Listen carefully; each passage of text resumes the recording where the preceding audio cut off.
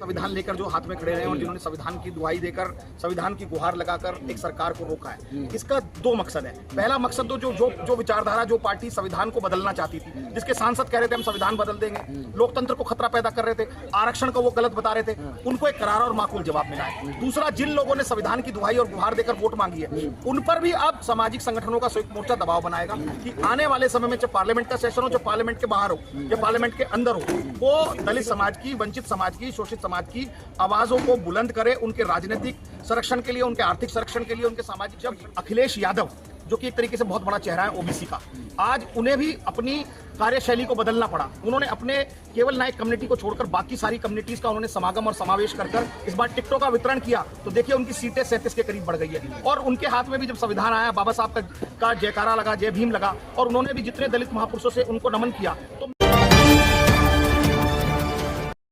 देखिए, चिंता का विषय है और दलित उत्पीड़न पहले के मुकाबले बहुत ज़्यादा इस वक्त पीक पर है। आप बिल्कुल ठीक फरमा रहे हैं। इसी के लिए तो संयुक्त मोर्चा तैयारी कर रहा है कि जगह जगह बस्तियों में जाके अपने हजारों ऐसे कार्यकर्ता और सामाजिक लीडर तैयार किए जाएं, जब इस तरीके की कोई एट्रोसिटी हो रही हो, कोई इस तरीके का अत्याचार, दुराचार, अनाचार, बलात्कार हमारी बहन बेटी पर हो, हमारे लोगों पर हो, तो उसके लिए समाज एकजुट होकर उसकी आवाज़ सामाजिक रूप से भी, राजनीतिक रूप से भी और न्यायिक रूप से भी उठाए।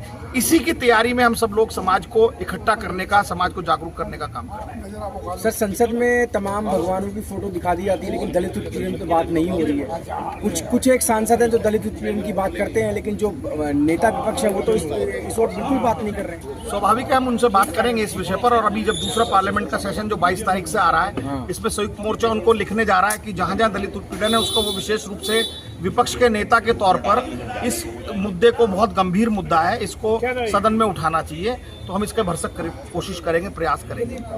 संविधान को दिखाकर तमाम सीटें आई हैं। अब उतनी तमाम सीटें आई हैं, या जो वर्तमान में सरकार है उसकी कम सीटें आई हैं। संविधान को दिखाकर ही लोगों ने संविधान को प्यार किया, और जो वर्तमान में सरकार है उसकी सीटें कम कर।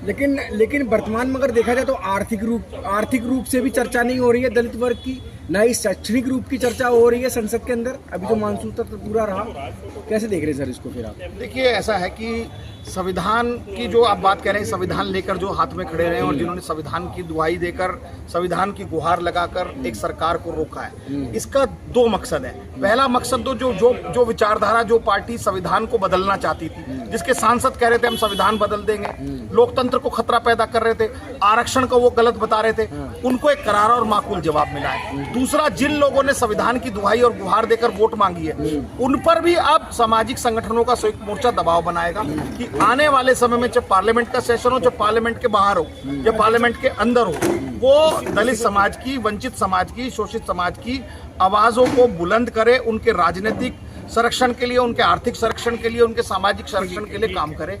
इसके लिए हम लोग अभी एक 14 तारीख को इस तरीके का कार्यक्रम कर रहे हैं। दिल्ली के तमाम एनसीआर में 500 से करीब ज्यादा मीटिंगें कर समाज का यही दबाव पक्ष और विपक्ष दोनों पर बनाने का काम करेंगे। यही हमारी तैयारी है। सर, एक सवाल और है। कर्नाटका में अभी हाल ही में एक पार्टी के प्रदेश अध्यक्ष को चाकुओं से गोद कर मार दिया जाता है। तमिलनाडु जी, सॉरी, माफी चाहूंगा, तमिलनाडु जी। कैसे देख रहे हैं सर इसको आप? ये बहुत दुखद घटना है, और वो एक बसपा के हमारे प्रदेश अध्यक्ष थे, और उनका इस तरीके से आर्मस्ट्रांग, उनका हमारे साथ थे, आर्मस्ट्रांग थे और बहुत ही सामाजिक कार्यकर्ता थे। इस तरीके का होना ये बहुत दुखद है। उनके जितने भी दोषी हैं उनको कड़ी से कड़ी कार्रवाई होनी चाहिए, और कौन लोग इसमें शामिल थे इसकी जांच होनी चाहिए। चाहे वहाँ स्टालिन साहब को मैं समझता हूँ इसमें आगे बढ़कर आना चाहिए, क्योंकि इस तरीके के सामाजिक कार्यकर्ताओं की, नेताओं की अगर नृशंस हत्या होगी, चाहे किसी के राज्य में, किसी के प्रदेश में हो, ये इसकी घोर भर्त्सना होनी चाहिए और इसका घोर निंदा होनी चाहिए। सर, एक आखिरी सवाल है मेरा। SC ST तो एक हो रहा है, लेकिन OBC की अगर बात की जाए वो दरकिनार है, और सबसे ज़्यादा एट्रोसिटी भी SC ST पर OBC समाज ही करता है। तो उसे किस तरीके से अपने पाले में ला पाएंगे, और एट्रोसिटी की घटनाओं जो होती हैं उस पर क्या कहेंगे? देखिए, इस सबसे पहले बहुत अच्छा सवाल आपने किया। आज जब अखिलेश यादव, जो कि एक तरीके से बहुत बड़ा चेहरा है ओबीसी का, आज उन्हें भी अपनी कार्यशैली को बदलना पड़ा। उन्होंने अपने केवल नायक कम्युनिटी को छोड़कर बाकी सारी कम्युनिटीज का उन्होंने समागम और समावेश कर कर इस बार टिकटों का वितरण किया, तो देखिए उनकी सीटें 37 के करीब बढ़ गई है। और उनके हाथ में भी जब संविधान आया, बाबा साहब का जयकारा लगा, जय भीम लगा, और उन्होंने भी जितने दलित महापुरुषों से उनको नमन किया, तो मैं समझता हूँ ये एक बहुत अच्छा संदेश जा रहा है ओबीसी समाज में भी कि हमारी लड़ाई जो है वो एक शोषक नहीं है, वो भी शोषित वर्ग है और उन्हें हमारे साथ मिलकर ही लड़ना होगा। SC ST के साथ अगर OBC मिलेगा तो इससे SC ST को तो सुरक्षा मिलेगी, लेकिन जितने सालों से OBC के भी अधिकार छीने गए हैं वो SC ST को साथ लेके मिल सकते हैं। SC ST आपने कहा कि SC ST को साथ लेकर चलेगा, तो आपको नहीं लगता कि कहीं ना कहीं राजनीतिक गलियारों में जाने तक का ये खाली SC ST के साथ होने का एक ढोंग है? देखिए नहीं, इसे ढोंग तो नहीं कह सकते, क्योंकि देखिए ये बात तो आपकी तय है कि OBC अभी उतना इस विचारधारा पर नहीं आया है, लेकिन मैं कहता हूँ काफी परिवर्तन OBC के लोगों में इस तरीके से आ रहा है और इस पर हमें और काम करने की आवश्यकता है, क्योंकि हम एक तरीके से सकारात्मक रूप से ही समाज को तैयार कर सकते हैं, समाज को जोड़ सकते हैं। सर जितने भी सामाजिक कार्यक्रम होते हैं, जितने भी बौद्ध सम्मेलन होते हैं, जितने भी संगठन अम्बेडकरवादी संगठन अपने आप को कहते हैं, उसमें ज़्यादातर SC ST की भागीदारी होती है। मुश्किल से 5 से 10% लोग भी OBC के लिए नहीं होते, तो आप कैसे कह सकते हैं कि वो जागरूक हो रहे हैं? देखिए उसका नुकसान उनको झेलना पड़ रहा है। आज देश में सुप्रीम कोर्ट में एक भी जज जो है वो OBC का नहीं है। आज भारत सरकार में सेक्रेटरीज हैं गवर्नमेंट ऑफ इंडिया के, वो OBC नहीं है।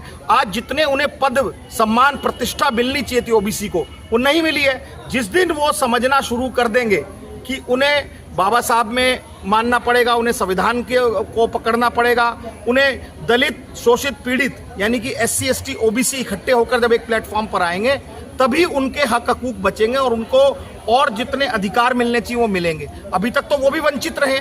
बहुत सारी चीजें उनकी हकमारी किसने की है? 15% लोगों ने तो उनकी हकमारी की है।